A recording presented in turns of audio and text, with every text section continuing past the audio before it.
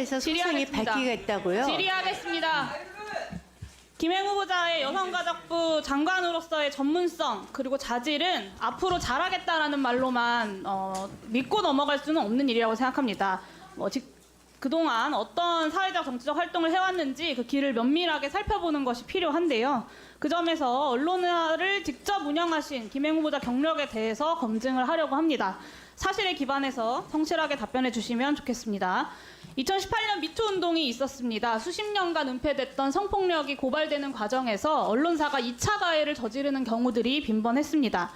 네, 그래서 이 문제를 해결하기 위해서 여성가족부가 성희롱 성폭력 사건 보도 시 따라야 할 보도 윤리를 발표했습니다.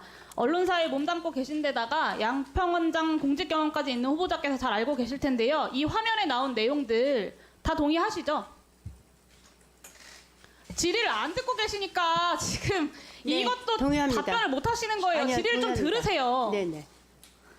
후보자께서 사전 답변으로 성범죄에 대한 잘못된 사회 통념이 언론 보도를 통해서 확산되지 않도록 유의해야 한다고도 답변을 하셨습니다. 맞죠? 네. 네, 동일한 취지로 수립된 게 한국기자협회의 성폭력 범죄 보도 세부 권고 기준입니다. 화면에 나온 내용들 동의하시죠? 네. 네. 그리고 마지막으로 한국기자협회 인권보도준칙을 보겠습니다. 성평등한 언론을 위해서 이 보도준칙이 필요하다는데, 이 원칙이 필요하다는데 동의하십니까? 네, 동의합니다. 네, 한 언론사의 수장으로서 이 원칙들 다 지켜가면서 언론사 운영하셨습니까? 그것에 대해서 제가 말씀드리겠습니다. 원칙들 저 원칙을 지켜가면서 지키려고 운영하셨냐고요? 정말 노력 많이 했습니다. 노력을 많이 하셨다. 네. 원칙을 지키고자 노력했던 결과가 이렇다면 저는 여성가족부 장관 될 자격 없다고 생각합니다. 하나하나 보여드리겠습니다. 네. 네. 싫어요 207번 외쳤으나 제자에게 몹쓸 짓한 60대 교수. 30대 남성 집들이 한후 정말 파렴치한 짓 저질렀다. 몹쓸 짓, 파렴치한 짓 같은 표현으로 가해 행위의 심각성을 축소하는 잘못된 보도입니다. 자, 그 썸네일 보이세요? 네. 네, 후보자님 딴 거 하지 마시고 좀 질의에 집중 좀 해주세요. 피해자에 대한 편견을 강화하고 모욕감을 안길 수 있는 아주 악의적인 이미지들만 골라 쓰셨습니다. 다음 페이지 넘겨주세요. 네, 소속사가 여자 연습생에게 속바지 벗고 사진 보내라. 연인이 성관계 거부하자 목에 베개 밟아놓고 밟아서 기절시켰다. XX 빠는 거 아니야. 여자 동기들 집단 성희롱한 남자 생도들. 네, 한국기자협회에서 지적했던 불필요한 성적 상상을 유발하는 사례의 전형입니다. 기사 제목부터 내용까지 피해자들을 성적 대상으로 삼는 비윤리적인 묘사가 아주 가득합니다. 그리고 네, 파주 택시기사 사례범. 피해자가 놀랍게도 이 직업이었다. 피해자의 직업이 범죄의 원인이 된 것처럼 보도를 하면서 가십거리 삼는 전형적인 2차 가해 보도입니다. 서울 지하철 조심해야 된다. 심지어 이 기사는요, 시정 조치 전에는 아가씨 다리 좀 벌려봐 라는 말이 저 기사 제목 앞에 들어가 있었어요. 성범죄를 자극적으로 묘사해놓고 피해자가 조심하면 성범죄를 피할 수 있다라는 인식을 명백하게 확산시키고 있는 2차 가해 보도입니다. 이 사례들만 놓고 이야기를 하면 뭐 침소봉대한다고 하실까봐 제가 여러 가지 사례들을 갖고 왔는데요. 위키트리에 성범죄 관련 보도가 대부분 다 이렇습니다.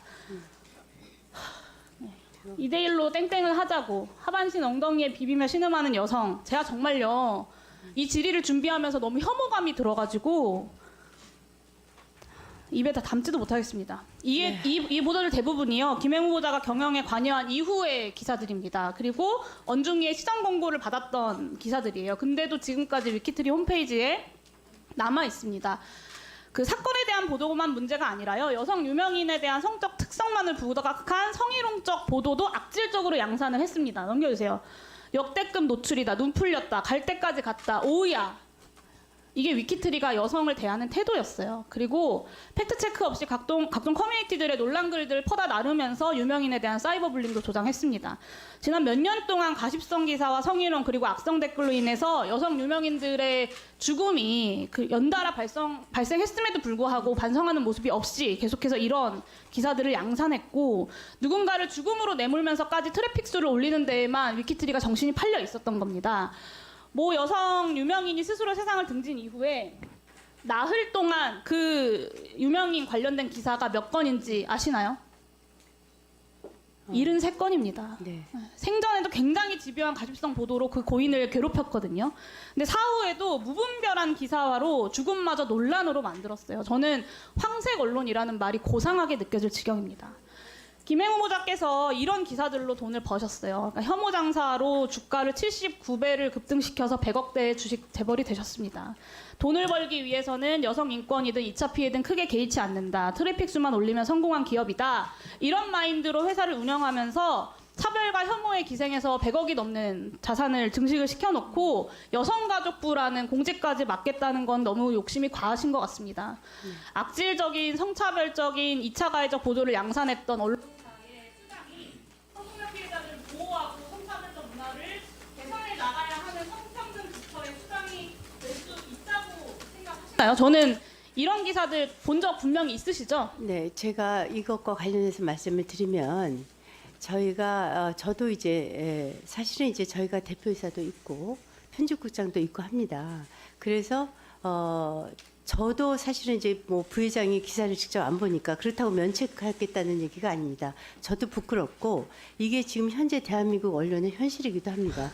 본인이 그 언론사의 대표세요. 저도 마찬가지고요. 본인이 그 언론사의 대표시고요. 부회장이 기사 하나하나를 보지 않는다 하더라도 그래서 언론사의 운영 기조와 방침이라는 게 있는 겁니다. 그래서 제가 그런 게 언론사를 운영하신 거예요. 그래서 제가 말씀을 부끄럽다고 드리는데요. 이야기하셨는데 부끄럽다고 이야기하시면 지금 그 자리에서 전 사퇴하셔야 된다고 생각합니다. 제가 말씀드리겠는데요. 사퇴하세요.